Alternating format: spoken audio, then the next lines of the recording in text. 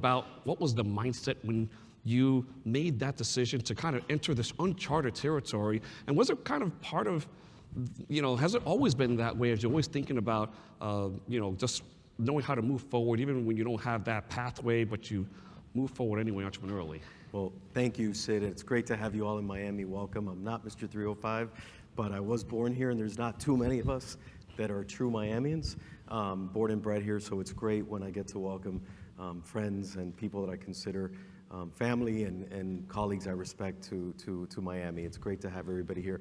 And thank you for bringing Sid back to Miami. It's always great to have you here. You're an extension of Miami, you, Sid, personally.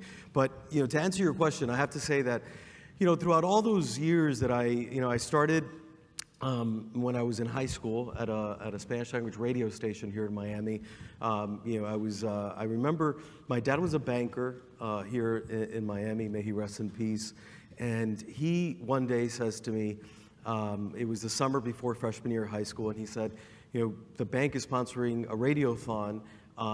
We need volunteers to go answer the phones, and it's going to be at this radio station.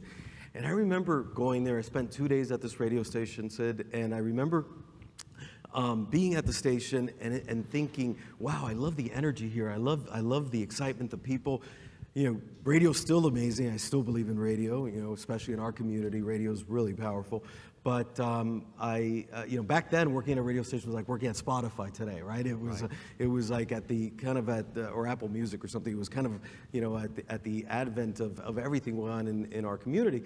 And I remember coming home from those 2 days that I volunteered, and my brother, who's older, saying, one day you should ask for an internship if you liked it so much. So I ended up going back and getting an internship. Fast forward, ended up working in radio throughout my years in high school, and then ended up working at the one of the radio stations where I worked. We had the Spanish language rights for the Florida Marlins, Florida Panthers, and Miami Dolphins, and I had been given the assignment to be the liaison between our radio stations and the sports teams. At the time, you may remember, they were owned by Wayne Huizenga, the guy that had founded Blockbuster, incredible entrepreneur, may he rest in peace.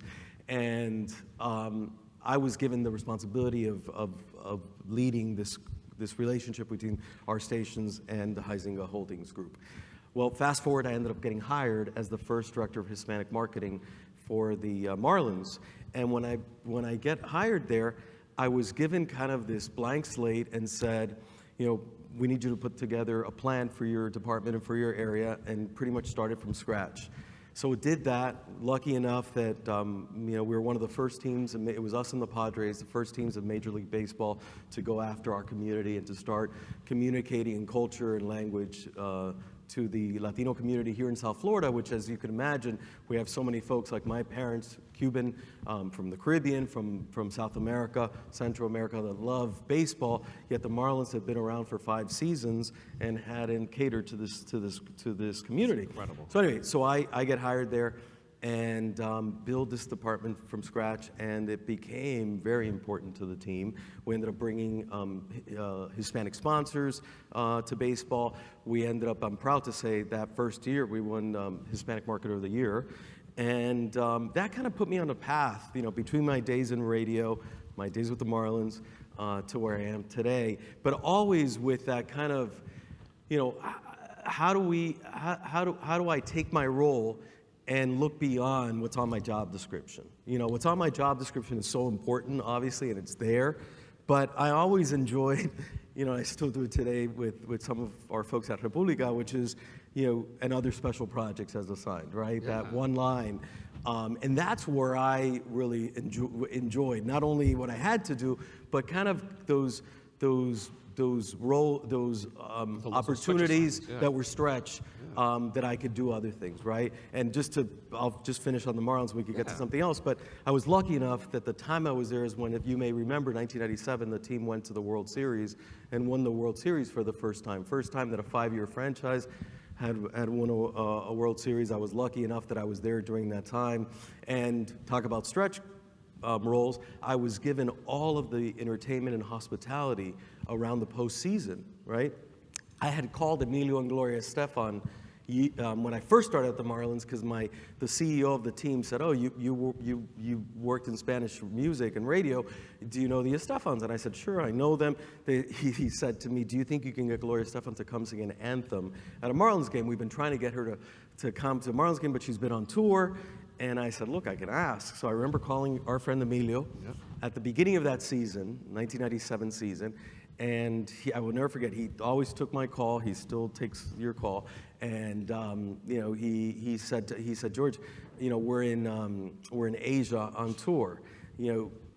There's no way that Gloria can sing an anthem, this season because we're going to be on tour. But we come back, right towards the tail end of the season. So why don't we make a deal? If you guys make it to the playoffs, you've got Gloria." And empezamos a ganar. We started winning. And if you remember that 97 year, we had a lot of Latinos on the team. We had Bobby Bonilla, Moises Salou, and Alex Fernandez, and Edgar Renteria, and all these, a lot of Dominicanos. Yeah.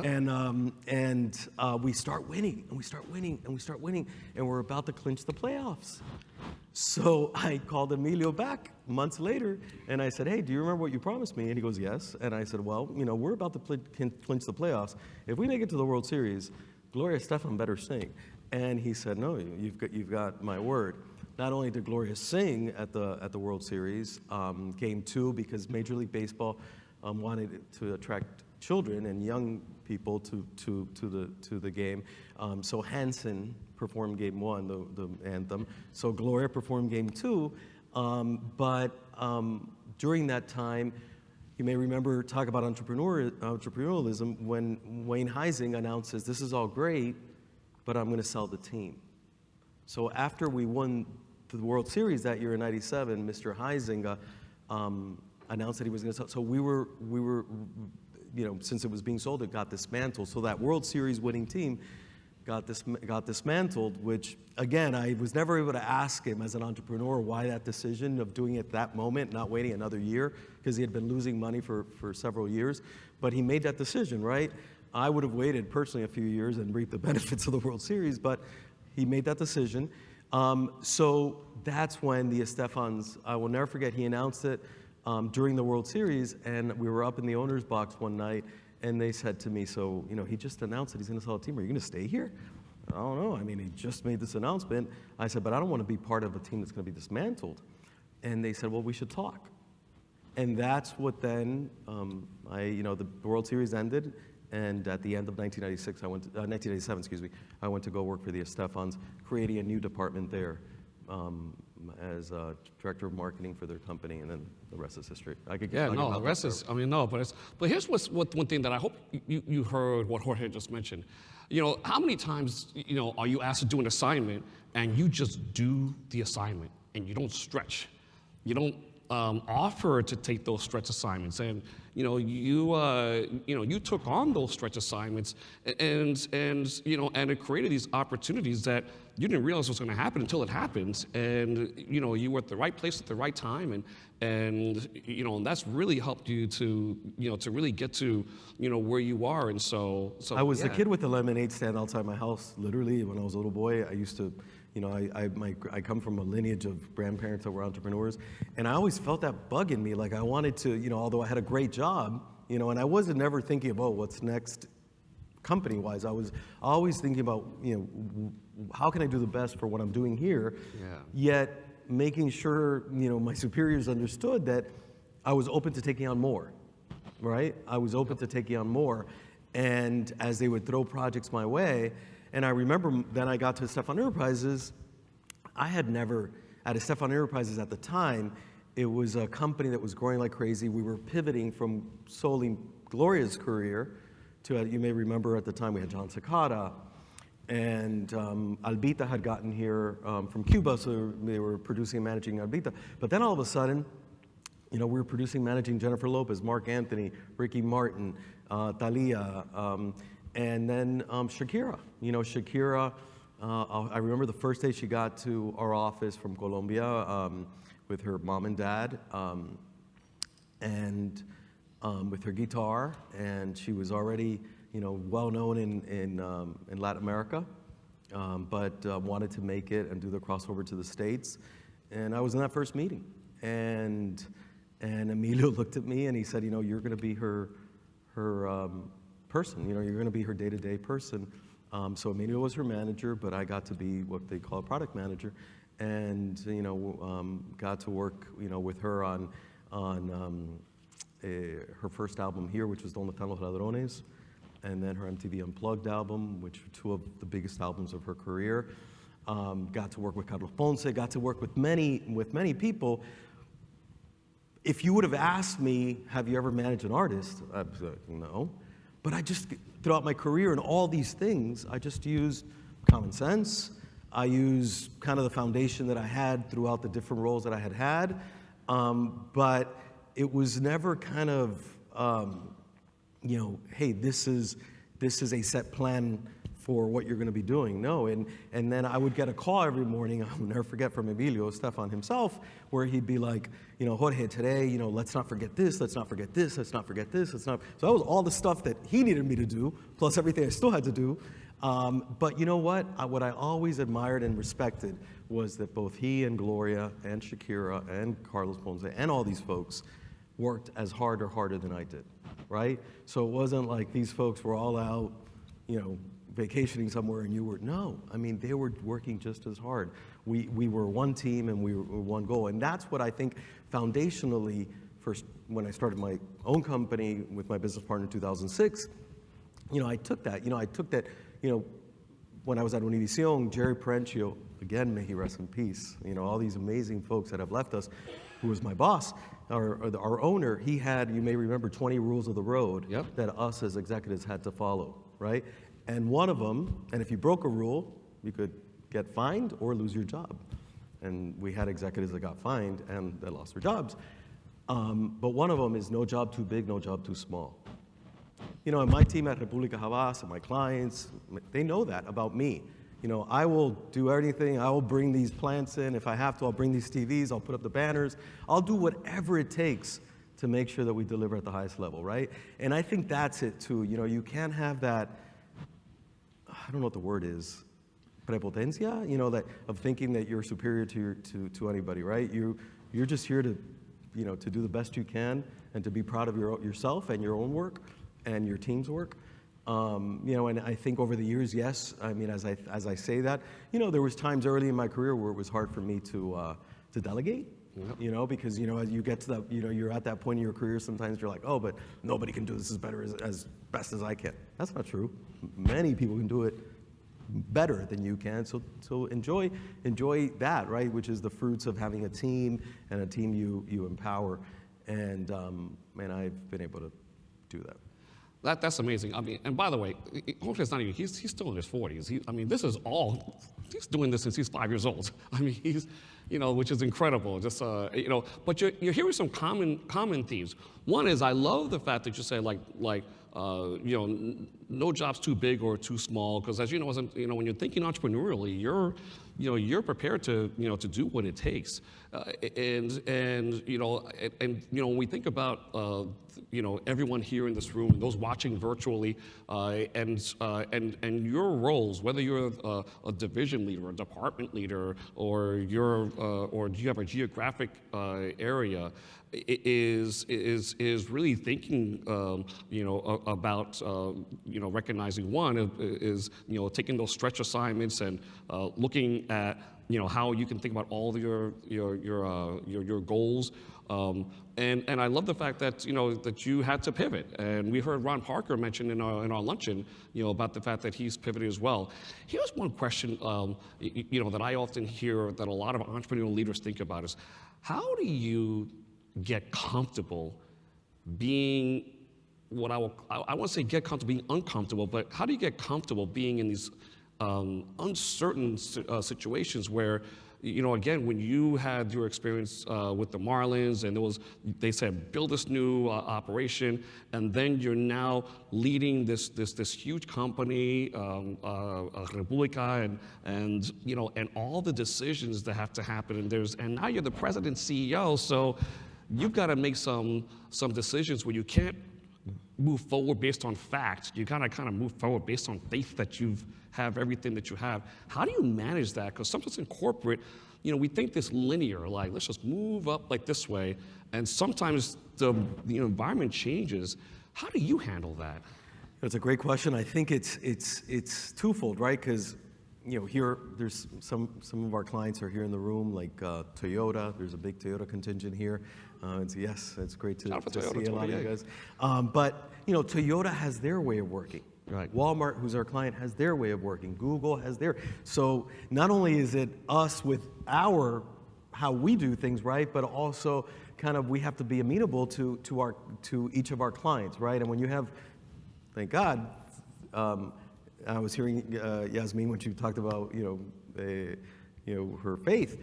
Yeah, thank God that we have 30-some clients. And each one of those are different companies that are each unique, right? So you've got to take that into account too as you're thinking about your own, right? So I'll give you an example. The last few years we've all lived through it. COVID and that 2020, March 2020, when all of us, our lives changed, right? And as a CEO of an entrepreneurial business, right? That yes, we merged in 2018 with Havas. But we kept our independence, we kept who we are, yet now we have this bigger family with Havas around the world. It was, you have to make a lot of the decisions that not only affect your folks, but also clients, right? And how do you handle that? And I think, I have her well, a client and dear friend, her name is Adrienne Arsht. She's a big philanthropist, and I sat on the board of her bank here in Miami until she sold it. In 2008, I was on the board for about 5 years of her bank. And one of the things that I've learned from her, I've learned many things from Adrienne, but one of the things I've learned from her is, when people ask her, how have you been so successful? And you sold, she sold her bank right before the downfall for a lot of money. It's public. She just sold her home recently here in Miami. For $107 million. She now lives up in Chevy Chase, Maryland. But, when people, she says, I put one foot in front of the other. And I think that's such a simple yet powerful statement about what we all have to do. Because we're all faced with all sorts of stuff day to day, right?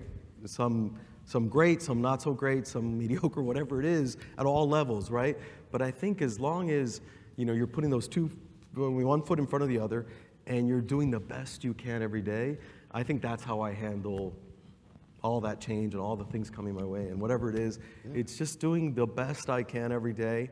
And the other thing I think that's important, because I think sometimes in life you don't realize this as you're going through it, is you got to stop and learn from that. Learn from the good. What did we do right here? So we could keep doing it. Or, how do we discern, and how can we improve for the future, right? And I think that's something Toyota actually does very, very well. That we've learned in being their partner now for about a decade, and I think that's also something that I appreciate is learning. I'm a sponge, learning from my people, my team.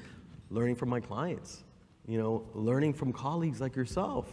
Yeah. You and I served for 8 years together on a board on the Unidos U.S. National Council La Raza board, yes. And I learned a lot from you. And I consider myself a lifelong learner and a sponge of just taking in knowledge and doing the best I can because I still have a lot to learn. Well, no, that's so great. And I don't know if I answered your question. Oh no, you actually did, because because of the fact that you did share that, the fact that there are some times where when you're the leader, especially like if you're a department leader or division leader, and you're faced with this, and of course COVID was a perfect example. I mean, March happened, and we were all like, how do we handle this? We've never handled this before. So, and that's why sometimes it's really that mindset. But we're still dealing with. We're still dealing with it. Yeah, I mean, we're still trying to get used to this new normal. Exactly.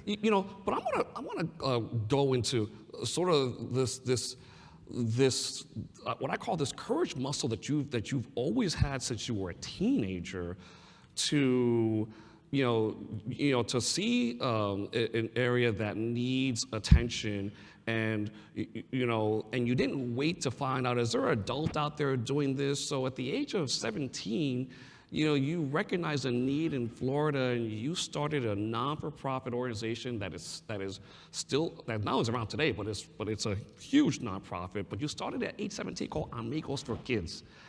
And you did it at 17, and you know, and at 17, we're thinking like, I came with my senior prom, and where am I going to get my SAT score? I was also thinking about that. But... And you're thinking, let's start a non-for-profit.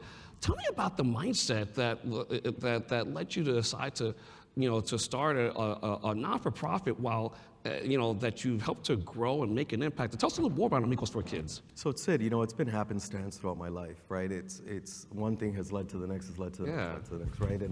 And it's I don't know, Amigos for Kids is something that it's celebrating 30th anniversary this year, and it's a nonprofit based here in South Florida that helps underprivileged, under-resourced children, families, and fights child abuse and neglect. And we have an extraordinary board of directors and an amazing staff, and I'm proud to play a little role in it as a volunteer.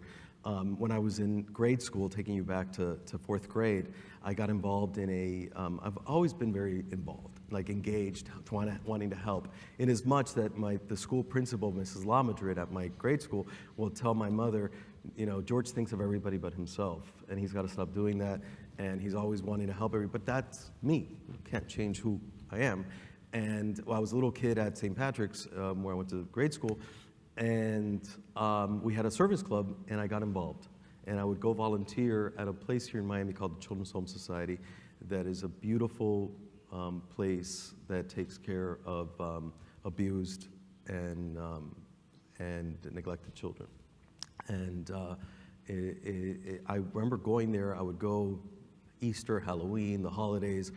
I'd go there with my classmates. And I remember thinking, I can't believe that these kids that are my age or younger are abused, right? And I couldn't understand what abuse was because I didn't have any of that at home. You know, I came from a loving home. So I remember thinking, man, one day I want to do something to help children. I was working at the radio station, my first job, and one of my roles was I was in charge of public service announcements, PSAs. And there was an organization here in Miami that we would provide PSAs for. And there was people that I worked with on that organization that said to me, you know, we're involved with Children's Home Society, got me, said, why don't you get involved? I was at this time 17. And at the time, Children's Home Society, which was a fantastic organization here in Miami, didn't have a Hispanic group helping it, right? It was mostly Caucasian, it was a big Jewish support, but not Hispanic philanthropic support. And we founded this organization at first in 1991 as Amigos of Children's Home Society. So it was a Hispanic auxiliary of this big organization. Well, if you remember what happened in 1992, Hurricane Andrew hit, and there was so much need in Miami and in South Florida that we decided to branch off from Children's Home Society and start our own 501c3 to help. Because there was already need in Miami, but then there was so much need. Fast forward, Miami, as you know, we're a harbor to receive immigrants from all over Latin America, from the Caribbean. So this organization, the need for it just started to grow. So I was one of the 4 people that started it. Of those 4, the other 3 have stayed involved in different ways. But I was really the one that, for different reasons, kind of stayed on the board all these 30 years. And the organization, as you know today, it does so much, because I always say, for those of you that are not from Miami, and those of you that are, hopefully you'll agree with me, but there's a dichotomy in Miami. We have some of the wealthiest zip codes in the country, including Fisher Island, which is the wealthiest zip code in the US. And we have some of the poor zip codes in the country. East Little Havana, Overtown, Liberty City, in parts of Homestead. Some of the poor zip codes are here, right? And we have a lot of need here. You know, we have a lot of need here. So we are one of the organizations here that truly works with the most needy, the most vulnerable, and that works hand in hand every day in fighting child abuse, neglect, working with cases of domestic violence, all sorts of things that many times in our Latino community go underreported, unfortunately. Yeah. So there's a whole thing there too that that we do. So. Yeah, and I wanted to kind of share that story because of the fact that you might think that you're always business, but sometimes there's purpose. And at a young age, you saw a need and you said, "Listen, I want to create a purpose and I want to be a part of this." And as you have continued to rise and make a difference, you've always kept our Latino community with us as you're rising up, and that's something that we always want to make sure that we acknowledge about Jorge Plasencia, because as he's risen up, you've always kept our community close. And you look at Amigos for Kids, serving on the board of directors, then the National Council of Raza, now Unidos US. It was great to serve with you. You and I get to serve again now, as advisory board members at PepsiCo, and now you're on the PBS board of directors. PBS people, so PBS. Thank you. It's been a privilege to serve with you and to serve with. So I saw Monica up here, somebody that I've respected for so many years. Ron Parker. I heard Rocky was here earlier. Yeah, Rocky was here. I flew in yesterday from Argentina. If not, I would have been here. Just for us. Look at that. Earlier, but. As I speak to these people, going back to what Monica, I was just hearing her speak to you, and what Yasmin was saying, and what Monica was saying, we become one, extended family, because we're in this together, we're there for each other, we help each other, I talked about Toyota earlier, they've been our partner for over 10 years, Walmart, going on 8 or 9. I mean, and why? Because I don't want my clients to see me as a vendor. I want my clients to see us as a partner, right? And I said, no, that sounds cliche, but it's true. We want our clients to see us as partners. And when I speak to our clients, I say we. So in other words, when I speak to Toyota, our vehicles, blah, blah, blah, or because that's the ownership that I take, because I think, as a Hispanic American, as a Latino, it's a privilege for me to be able to work with some of these companies and brands and people, right? So anyways, going back to what you were saying, yeah, I mean, on PBS, PBS is it's a really special institution. There's what I love about it is there's a lot of passion towards PBS. People love it so much that there's a lot of passion, and I love now as a board member at PBS, I love hearing a lot of the stories, right?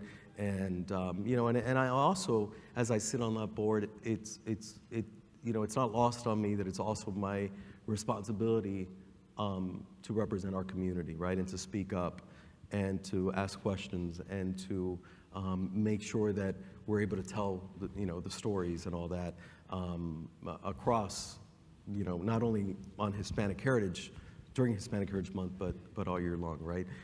So I think that's important. And Paula Kerger, Larry Irving, Larry's our board chair, Paula's our president and CEO, and the team at PBS are really committed to this, and it's great to be there. It really is. It's great, and I'm gonna maybe this might be my final question before I want to give the audience here in the audience and also virtual. So if you're virtual, start getting your questions together. We'll make sure we get your questions in.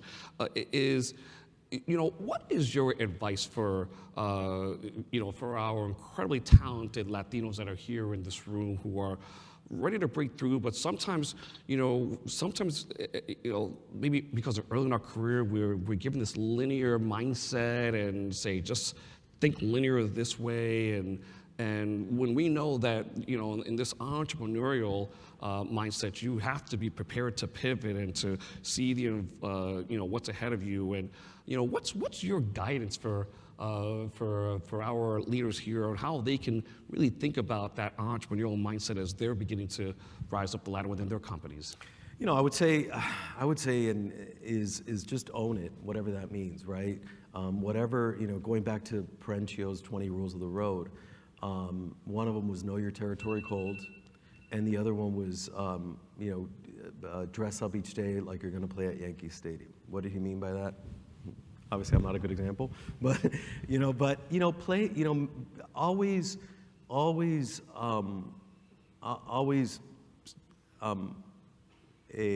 present yourself in a way that that leadership is seen in you, right? And that future is seen in you, and that people are noticing, right? I see it every day at República Havas.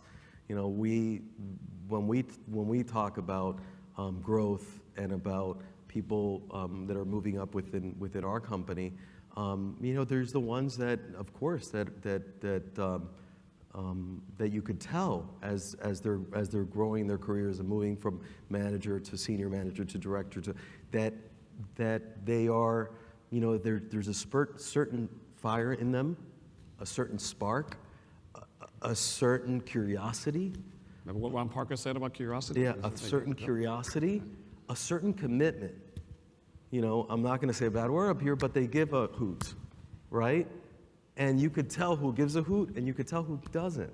You could tell who just shows up, never has their camera on Zoom, or doesn't want to come. Whatever it is, whatever it is, you could tell, and then you could tell the ones that really go that extra mile, and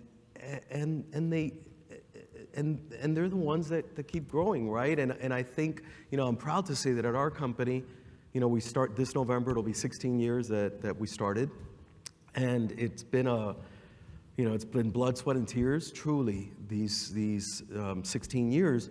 But as I think back, just today on our Instagram, Laura Socorro's on there, it's her 14 years with us. Wow. Right? Wow. I remember when she started, she had just gotten to Miami from Puerto Rico. Ibelis Estrada had called me and said, hey, this person is excellent. You should consider her. I met with her. She started as one of our first account executives. Now we have like 50 account executives, but she was one of our first. And she grew. She's a vice president now, oversees a huge piece of a book of business. But again, she had that spark. She had that commitment. She had that passion for her craft. And I think that's what's important, right? And by the way, something I think it's important too, because we were talking about this at lunch, because I was hearing you earlier talk about, getting involved in nonprofits. It doesn't have to be you start on the Unidos US or PBS board or HACR board. There's incredible, I promise you, in any city you live in, there's incredible nonprofits in your community that need you. Yeah. Incredible nonprofits that need your experience in HR and IT and marketing and in product development and whatever you all do, each of you do. There's incredible nonprofits in your local community. That nonprofit, I promise you, is going to put you on a path to another one. It's going to put you on another one. It's going to put you on your where you went to. I ended up serving on my alma mater's board of trustees. Who would have thunk it, right? But again, it was based on some of this work. So my only advice is, and when you're on that nonprofit board, even if it's a small nonprofit in Boyle Heights, only serving Boyle Heights, Los Angeles, do the best you can there, because they're then going to call the executive director or fellow board members, hey, how did Juan do on your board? And they're going to be honest. Hey, Juan was excellent, or you know what? Juan was, he didn't show up. He was never around. We'd call him. He had a give or get of $2,000. He never gave nor got. Or Maria didn't show up. Those sorts of things, just know that it's all foundational for the future, right? It's all foundational for the future. So this is so important, and I want to give a chance to have the audience. But do you all now see why, long before Mr. 305 was Mr. 305, this was the Mr. 305? No, but I have to say that Mr. 305, yeah. to his credit, he's got a big heart, and we love him. And when Amigos for Kids has over the years, he's always been there for us. Yeah. And about 5 years ago, we gave him right at this hotel at our 25th anniversary gala.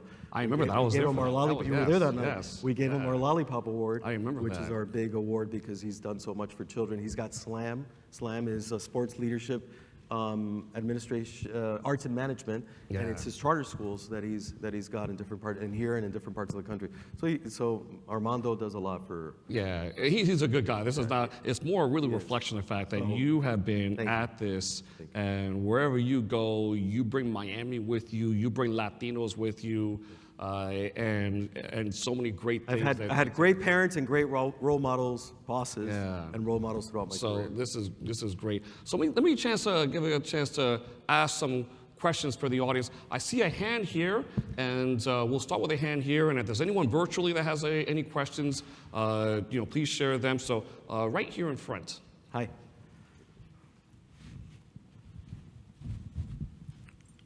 I'm going to stand up, and I'm so sorry. I have my little notes because I had so much that I wanted to touch base on. Oh, my God. So, note taker, HR. Human Resources for Lowe's. My name is Adriana. Nice to meet you. It's a pleasure hearing very inspiring today. I'm sorry? What company? With Lowe's. Oh, cool. Awesome. Yeah, good. You have a new one in Coral Gables coming in. Yeah, I heard. Yeah, absolutely. I'm from Texas, so far away. Awesome. But, you talked about a lot of things, and I'm going to try to condense as much as I can, because if not, someone's going to recommend a public speaking coach, which I need, so I need suggestions. Please. I bet a lot of these people have somewhere to go I don't, so we can do this all afternoon. Absolutely. Good. You talked about delegation. You talked about how everyone can do, someone putting 17,000 things on your list to do, yet you doing your other tasks, right? And at the same time, being able to delegate. At the same time, also, this beautiful superpower, Hispanic superpower we have about yo puedo con todo, no pasa nada, right? And at the same time, not being prepotente, God knows how to say that in English. Cocky or? Probably. Yeah. I wanted to use an HR safe word here, but yes, absolutely. So all these things, and then correct me if I'm wrong, but also founding your nonprofit at 17, if I'm not mistaken, right? Yes. So I stalked you a little bit on LinkedIn, HR Friendly Award, did my research in there. So that's pretty amazing. I see a humble leader, that accomplished so much. So when you put all of this together, all your work, all your experience, and your nonprofit, what is the common driver in between both? And how do you balance it? How do you maintain it? That's a good question. It's like, what drives you? What Thank you, by the way. Thank you for taking copious notes. Question. I'm humbled. I would say, what drives it? Wow, it's a good question. I would say I'm at a loss for words, and I think it's because, I would say it's what drives it is just wanting to make a difference, just wanting to make impact, right? Wanting to, but not like from going back to prepotente, not from an ego side, but from truly making an impact, like day to day with our clients, with my employees, with my team members, on the boards I'm on, making an impact. I remember when we were on the Unidos board, I said the story the other day in San Francisco. Monica Lozano one day, she was the board chair. I don't know if you know who that is, but she's incredible. She's on the board of Bank of America, right, still? And on the board at Apple. Right, she's extraordinary. But I remember her coming up to me one day and saying, you know what, George, we see something in you. We'd love for you to consider joining the executive committee, right? I didn't wake up that day thinking, oh, let me kiss up to Monica to see how I joined the executive committee. She came up to me. That put me on a path to then, going to the executive committee, then becoming vice chair, then chair of the board, right? And I remember when I started as chair of the board, Janet Murguia, who's our president and CEO at Unidos US, said to me, you know what, George, I want you to be the one to work with me on the name change. We've been the national, because we've been talking about it for years. Yeah. Remember a meeting in San Antonio? Yep, we did, yes. We've been talking about the name for years because La Raza, to many, felt exclusionary, right? To many, and then on TV many times when, they'd say, oh, you guys call yourselves the race. So unfortunately, it was a name that was great in 1968 when the organization started, but to where we're going. So I said to Jan, okay, if we're gonna do this, we've gotta do it right. And we've got to do focus groups across the country. We got to talk to the founders. We got to talk to our employees. We got to talk to the affiliates. We got to talk to we took 3 years doing like a listening tour and doing research, which got us to, yes, we have to change the name. It took 3 years. It wasn't done overnight. Why am I saying this to you? Because again, in all of that, it was all, my goal, I guess, was about making impact, right?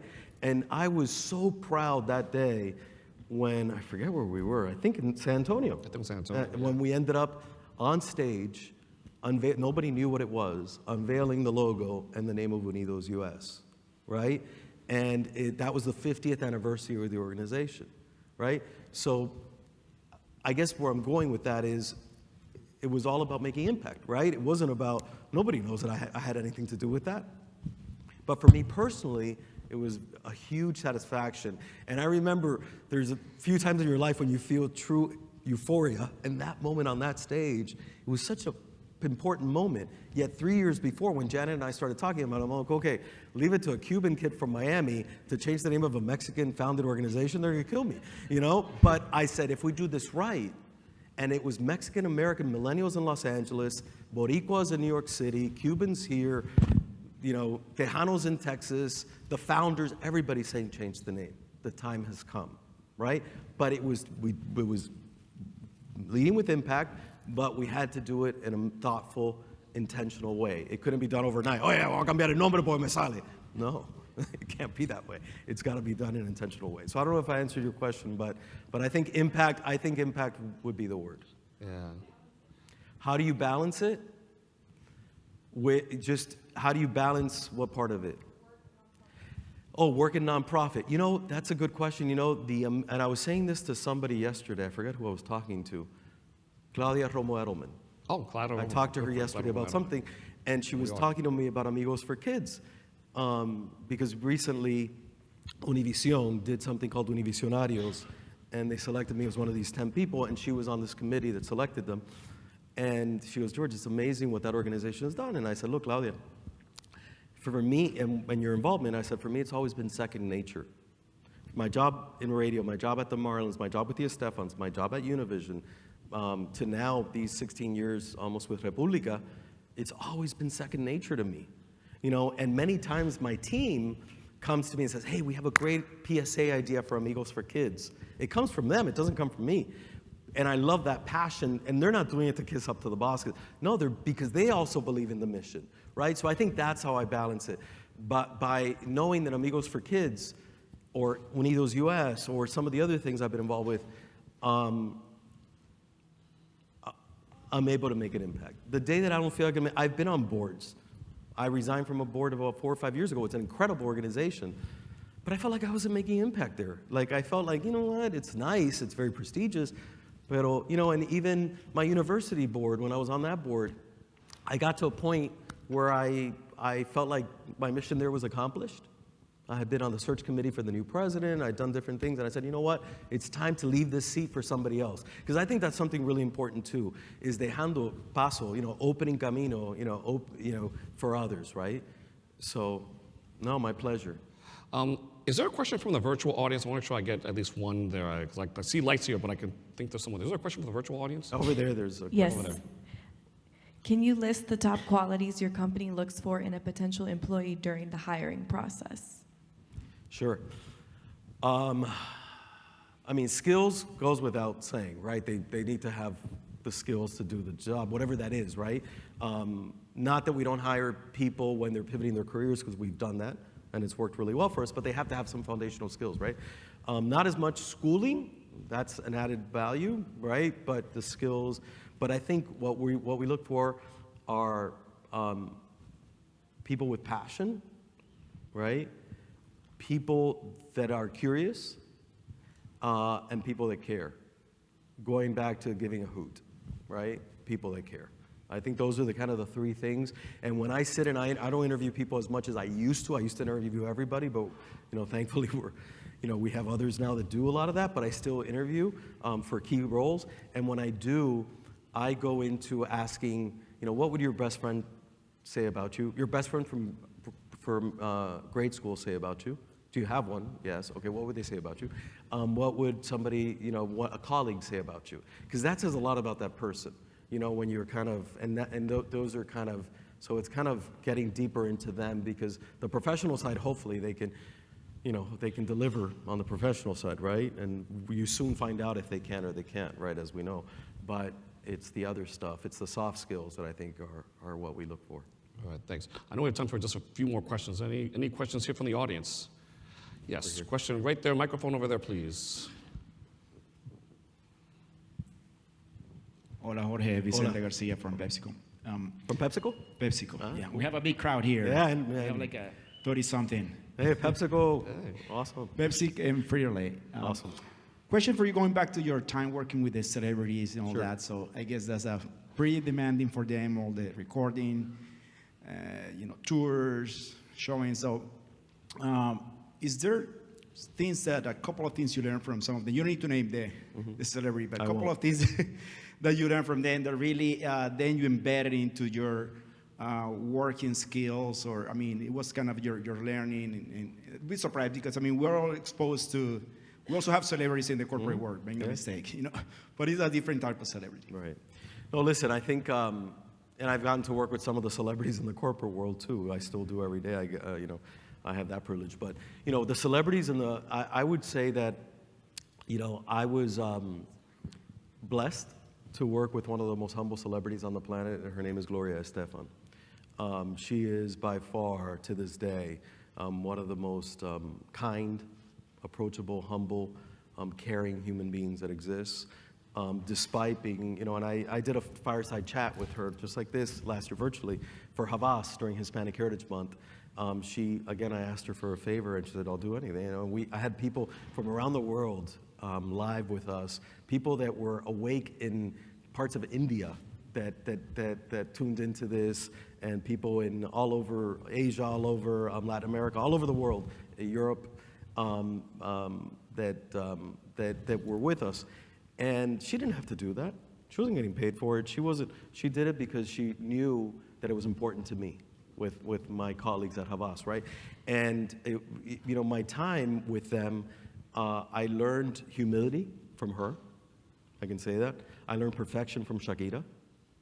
Shakira is somebody that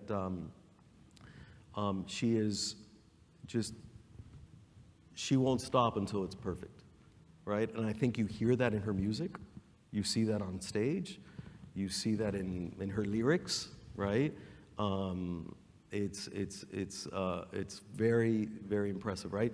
So I think that, there's others that I won't name, but that you learn other things, right? Like when you see their writer. A writer is what they submit to a promoter when they're doing a concert tour, right? And some of the things that they ask for, you're like, come on, you're a human being just like me. You don't need all this, to live. You don't need all this. I had, one artist that, again, remain nameless, that I won't use a pronoun, that their people, family members, when we'd get to hotels, and as you know, there's parts of the world where there's not 5-star hotels. It just doesn't exist. Maybe very nice 3-star hotel, of course. Oh, this hotel isn't 5-star. So what I'm getting at is you learn a lot of that, right? And what you learn too is that at the end of the day, they're human just like us, and they have the same trials, tribulations that every person does, right? And in this world, I got to work with them on the onset of the internet. Social media started the year we started República, really went big, 2006, right? When Twitter launched, and that year Mark Zuckerberg took Facebook to the masses. But before that, really didn't exist. So I didn't have to, it was different things that we had to deal with back then, the paparazzis and this and that. And we'd get to, there's video of me out there somewhere, me like, I would have to literally stand like this because I was not only management, but I was also security. So I would have to, it'd be like thousands of people trying to get to one of these people at an airport. But again, no job too big, no job too small, right? To this day, if I'm with them and we're in public somewhere, I do it. It's instinctual. I immediately do my thing. I'm taking the pictures. Today I took your picture with somebody.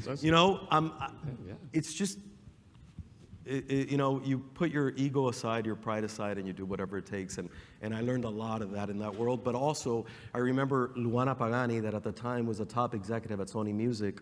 I remember we were on a private plane going, we were in Latin America on tour with Gloria. And she said to Gloria, and I'll never forget this, she goes, Gloria, we had been on the road for a month. We had done, it was a promotional tour, global promotional tour. And I remember that she said to Gloria, I believe every artist should go on tour with you before they become an artist. Every new artist should go on tour with you before they become an artist, because they'll learn humility, right? They'll learn treating others the way you want to be treated. They'll learn how to treat their family. You know, it's that, we'd be somewhere in the world and Gloria would, excuse me, I'm sorry, but I have to, my mother's calling me, I'll be right back. And she would take that call. That's what being human is about, right? And yes, you're famous, but you're also a human. And I'll leave you with this. I remember we were in Costa Rica, and it was a room like this, a big press conference, and a journalist in the back asked Gloria in Spanish, Gloria, and we keep getting told we have to wrap up, by the way, but kept telling Gloria, Gloria, ¿qué canción le dedicarías le dedicarías a Fidel Castro? And she goes, bueno, yo no le dedicaría una canción a Fidel Castro, pero si fuera cualquiera, sería Go Away. And because she has a song called Go Away. So anyway, it's moments like that that I think make people real, and that I remember and that are instilled in me. So. Yeah, well, I hope that you all saw the value of just listening to Jorge, his entrepreneurial mindset, his ability to, to stretch, take assignments, pivot, but stay close to our roots and to see what he's done and all his accomplishments. I mean, I didn't bother asking what's your legacy because you have still so much to do, and we're all just so proud of what you have done throughout your career. And by the way, he's not even on LinkedIn, he's on Wikipedia. So you know you're big when you're on Wikipedia. So that's when you know you really are gone prime time. So can everyone give a big, warm HACR applause to Jorge Plasencia, President and Chief Executive Officer of República Havas. Thank you so much. We're going to take a photo together, and I want to give some remarks. There we go. Oh, he says one more. Sorry. Okay. Thank you. Great. Thank you all. Thank you. Enjoy Miami. Thank you. Thank you. It was so important that I wanted everyone to just listen to Jorge, because it's going to give you that idea that sometimes, you may want to take some risks and take some stretch assignments, and then you're thinking about like what Ron Parker and what Monica Diaz has been sharing between yesterday and today. So we hope that you've had a chance to really take some of this experience as you take this back with to your companies. One thing at HACR, we always want to make sure that we encourage is that, stay in touch with us and let us know how you're doing, because as I said in our reception on Monday, the HACR Leadership Pipeline Program is about you. We want to know what you're going to be doing, thinking about all these different sessions, and hopefully this will be able to, take us back to, to your companies and do some great things. I want to again just take a moment to not only thank all of our sponsors, thank our co-host sponsors, PepsiCo and Target Corporation, thank our Latino champion sponsor, Bank of America. Thanks all of you for being here today. And again, I do want to just say a big thank you, there's a production team called Unico Communications. Give them an applause, because they're backstage. You don't always hear about what they're doing. Unico Communications, thank you, Unico. And of course, another applause to all of the staff, the servers, everyone here that's been servicing us. So give them applause one more time here at the JW Marriott Marquis. But of course, this is not possible without an incredible HACR staff. So, can all our staff, if you're around, can you just come on stage? I want everyone to see our staff. Wherever you are, staff, and if there's some outside there, tell them to come on inside. I want them to come and see their, yeah, come on up. I want you guys to see the HACR staff that are here. Not everyone is here. Some of them are, are also outside in other cities and in DC. But they're coming around, and they didn't know I was going to bring them on stage, so they're all just gathering here. But this is Team HACR, and we've been doing our programs now all year long. We started with our Latina Empower Summit in March, and then our executive programs and Young Hispanic Corporate Achievers program in June. We had our HACR 30th Annual Symposium in Los Angeles, and now here in Miami. And so, this is all made possible thanks to an amazing team that is dedicated to you, dedicated to your companies, and dedicated to our mission of advancing Hispanic inclusion in corporate America. That's what we do as a non-for-profit. We look forward to your feedback. We hope that the content was valuable and helpful and inspiring to you. But most importantly, we're so excited for what's to come for all of you, and just know that our team is dedicated to you. We have a motto of like, how can we help you? And we want to make sure that we're doing that, because we know that as you're rising up, remember that ladder, keeping it at that base so that others can rise up behind you as you're beginning to rise up. Stay involved with us, and we're so excited. But again, can everyone give our HACR team a big applause and thank them for all of their hard work and dedication. That's all, yes. No, thank you. Long nights, but we do this for you. Our team does this for you. Thank you. No, thank you. No, thank you, thank you. All right. So with that concludes our HACR Leadership Pipeline program. We have a nice reception in store for you. It's going to be upstairs, poolside. So, you may decide to change or go as you are. I might change back into a guayabera like I was on Monday night. But we'll have a nice poolside reception. Starts at 5 o'clock. We hope to see you upstairs, and let's continue to network. And then we hope to see you back with us next year. HACR does programs throughout the year. Share your experiences with your companies. We hope that you come back next year. Certainly, if you come back, also bring more with you. But again, thank you all so much, and we will see you upstairs. Muchísimas gracias a todos ustedes. Thank you very much.